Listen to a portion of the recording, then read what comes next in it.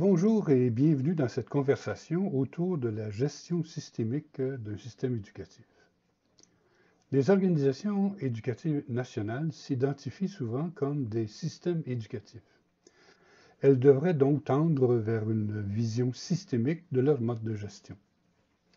Pour vérifier si c'est le cas, il serait utile d'approfondir le concept de système, ce que nous ferons dans cette première vidéo de notre série sur l'approche systémique. Dans une deuxième vidéo, nous aborderons les 10 commandements ou lois de l'approche systémique et tenterons de préciser leur application dans la gestion d'un système éducatif. Un document subséquent traitera du leadership qui devient un leitmotiv dans toute discussion sur la gestion de l'éducation. Nous traiterons de ce sujet dans une approche systémique et nous qualifierons notre vision de leadership systémique. Vous avez dit système d'éducation. Le terme système d'éducation est utilisé régulièrement pour identifier les organisations éducatives nationales. Mais qu'est-ce qu'un système au juste? Selon Joël de Roné, un système est un ensemble d'éléments en interaction dynamique organisés en fonction d'un but. Cette définition peut être appliquée à des systèmes d'une grande diversité, comme des systèmes sociaux, économiques, écologiques, biologiques, etc. Dans le domaine de l'éducation, les ministères peuvent être considérés comme des systèmes sociaux qui englobent des sous-systèmes régionaux et locaux. Tous les éléments du système éducatif placés en interaction dynamique sont supposés être organisés en fonction d'un but que nous identifions comme l'éducation. L'organisation, donc la gestion, est une caractéristique essentielle d'un système et vise la convergence des interactions des éléments vers un but partagé. Avant d'analyser les 10 commandements ou lois de l'approche systémique, il serait utile de rappeler quelques caractéristiques d'un système. Quand on effectue une recherche sur le thème système éducatif, on retrouve souvent les images suivantes. La première image ne présente pas un système éducatif, mais les divisions du parcours scolaire dans les différents systèmes éducatifs francophones. Le second graphique illustre les différentes composantes du système, son organigramme, sa hiérarchie. Mais cette vision n'a rien de systémique. Elle ne concerne en rien les interactions entre ces acteurs, ni leur convergence vers un but. Ce ne sont donc pas des représentations d'un système éducatif. Comme mentionné ci haut, un système est un ensemble d'éléments en interaction dynamique organisés en fonction d'un but. Un système doit obligatoirement contenir plusieurs éléments qui doivent manifester des interactions dynamiques et être agencés en fonction de l'atteinte d'un but partagé. Un système peut donc être représenté comme ceci: des éléments en interaction dynamique organisés en fonction d'un but. Ces interactions entre les éléments requièrent des ressources qui sont contrôlées par des vannes ou des filtres. Ce système est inséré à l'intérieur d'une frontière qui précise ses limites. Un système peut être ouvert ou fermé. Selon de Roné, un système fermé n'échange ni énergie, ni matière, ni information avec son environnement. Il est totalement coupé du monde extérieur, sa frontière est imperméable. Un système ouvert est en relation permanente avec son environnement, en généralisant, on pourrait dire, avec son écosystème. Il échange énergie, matière, information, utilisées dans le maintien de son organisation contre la dégradation du temps. Il y a quelque temps, les systèmes éducatifs étaient plutôt fermés, puisque leurs interactions avec l'environnement extérieur étaient faibles. L'école était un milieu protégé, peu influencé par ses relations avec l'écosystème ambiant. Progressivement, le milieu éducatif s'est ouvert à son environnement et est maintenant beaucoup plus sensible aux pressions sociales, aux interactions avec une grande diversité d'intervenants qui n'avaient auparavant que peu d'interactions avec lui. La complexité et la variété dans un système. De René décrit ainsi ces deux caractéristiques d'un système. Un système complexe est constitué par une grande variété de composants ou d'éléments possédant des fonctions spécialisées. Ces éléments sont organisés en niveaux hiérarchiques internes. Par exemple, dans le corps humain, les cellules, les organes, les systèmes d'organes, et ainsi de suite. Les différents niveaux et éléments individuels sont reliés par une grande variété de liaisons. Il en résulte une haute densité d'interconnexions. Les interactions entre les éléments d'un système complexe sont d'un type particulier. On dit que ce sont des interactions non linéaires. À la notion de complexité s'attache donc celle de variété des interactions et des éléments, de la non-linéarité des interactions et de la totalité organisée. Il en résulte un comportement très particulier des systèmes complexes. Ce comportement est difficilement prévisible. Il est caractérisé par l'émergence de propriétés nouvelles et une grande résistance au changement. Un système éducatif est composé d'une grande variété d'éléments, possédant des fonctions spécialisées. Les apprenants, les enseignants, les dirigeants locaux, intermédiaires ou nationaux introduisent une grande complexité dans le système et le nombre des interactions entre ces éléments se multiplie en fonction de cette variété. De plus, les systèmes éducatifs sont organisés en sous-systèmes de niveau préscolaire, primaire, secondaire et ainsi de suite, ce qui augmente en plus la variété dans le système éducatif. L'organisation de cette totalité organisée en fonction de la finalité éducative résulte en un comportement très différent d'une organisation visant des buts différents, comme des entités commerciales. La gestion d'un système éducatif diffère donc fortement d'une entreprise à but non lucratif ou d'un système écologique. Voyons maintenant de quoi se compose un système.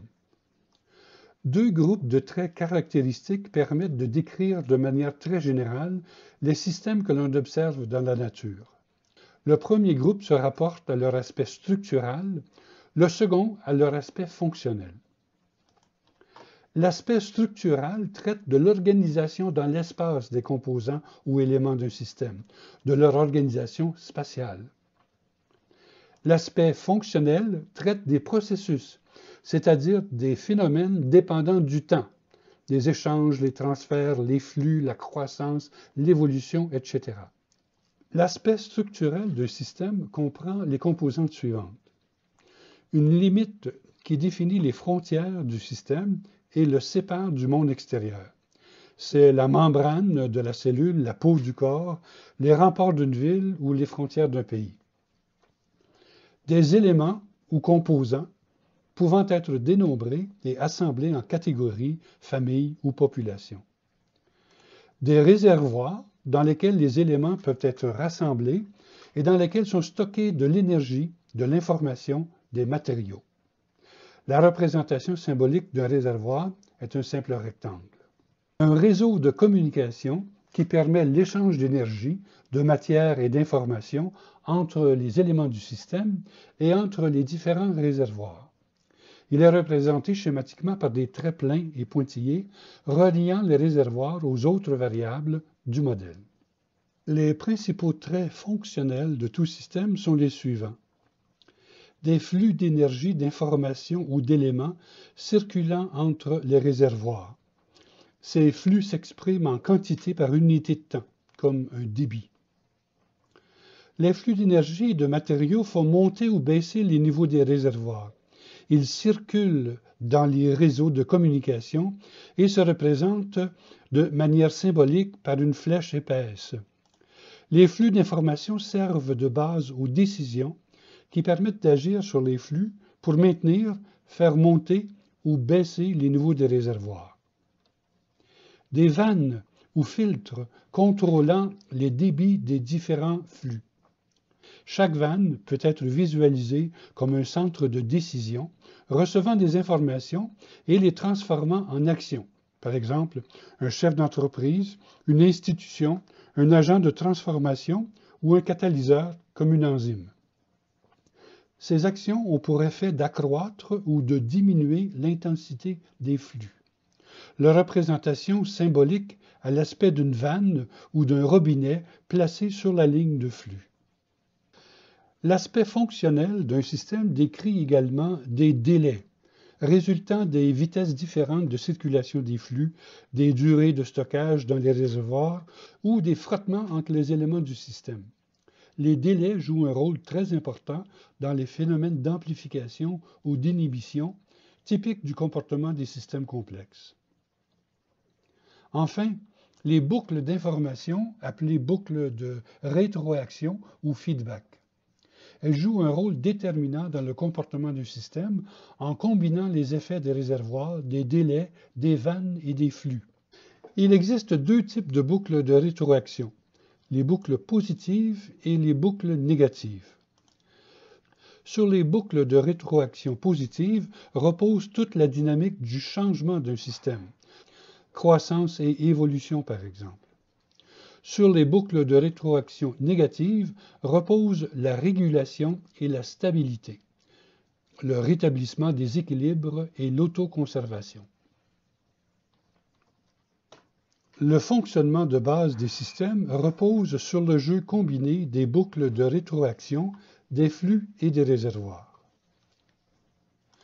Dans un système où s'effectue une transformation, il y a des entrées et des sorties.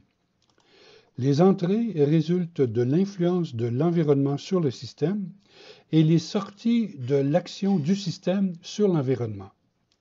Entrées et sorties sont également appelées données et résultats ou encore input et output. Les entrées et les sorties sont séparées par de la durée, comme l'avant de l'après ou le passé du présent. Dans toute boucle de rétroaction, comme son nom l'indique, des informations sur les résultats d'une transformation ou d'une action sont renvoyées à l'entrée du système sous forme de données. Si ces nouvelles données contribuent à faciliter et à accélérer la transformation dans le même sens que les résultats précédents, on est en présence d'une boucle positive, positive feedback. Ces effets sont cumulatifs. Par contre, si ces nouvelles données agissent en sens opposé aux résultats antérieurs, il s'agit d'une boucle négative, negative feedback. Ces effets stabilisent le système. Dans le premier cas, il y a croissance ou décroissance exponentielle. Dans le second, maintien de l'équilibre. Rétroaction positive ou négative. Une boucle positive permet l'accroissement des divergences. Une boucle de rétroaction positive conduit à un comportement divergent. Expansion indéfinie, explosion ou blocage total des activités.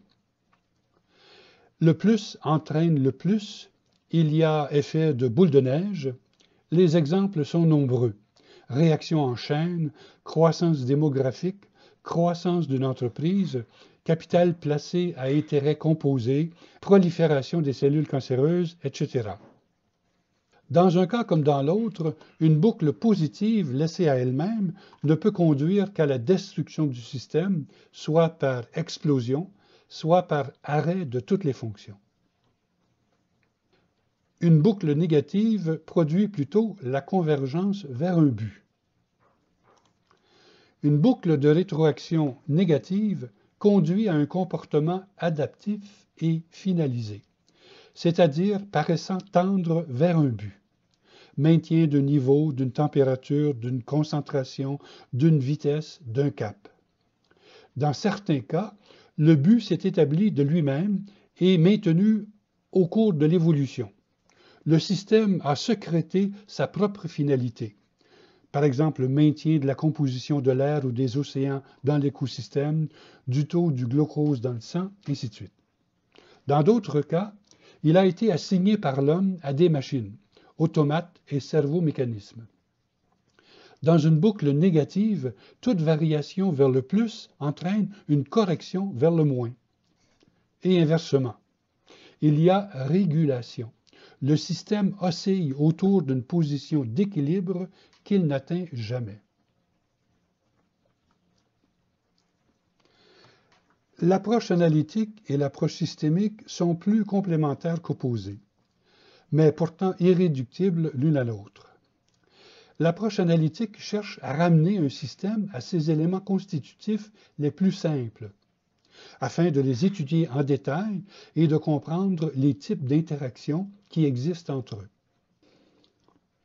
L'approche systémique, au contraire, souhaite considérer un système dans sa totalité, sa complexité et sa dynamique propre. Grâce à la simulation, par exemple, on peut animer un système et observer en temps réel les effets des différents types d'interactions entre ces éléments. L'étude de son comportement dans le temps conduit à définir des règles d'action ayant pour but de modifier le système ou d'en concevoir d'autres. Ces diverses caractéristiques démontrent la différence entre ces deux approches en vue d'observer et de transformer un système. Plutôt que de se concentrer sur une vision analytique des organisations éducatives, telles ses structures ou ses hiérarchies, la vision systémique souhaite identifier prioritairement les interactions entre les diverses composantes du système pour identifier ses dynamiques, les flux des ressources, leurs vannes et leurs filtres, afin de vérifier la convergence de tous ces éléments vers l'atteinte du but du système. Dans une prochaine vidéo, nous tenterons d'appliquer au système éducatif les 10 lois ou commandements de la vision systémique définis par Joël de René. Nous chercherons ensuite à développer une vision systémique du leadership éducatif que nous nommerons un leadership systémique. Salutations cordiales et bonne réflexion.